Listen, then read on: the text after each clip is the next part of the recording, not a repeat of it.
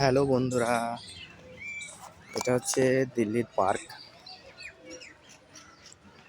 Government park.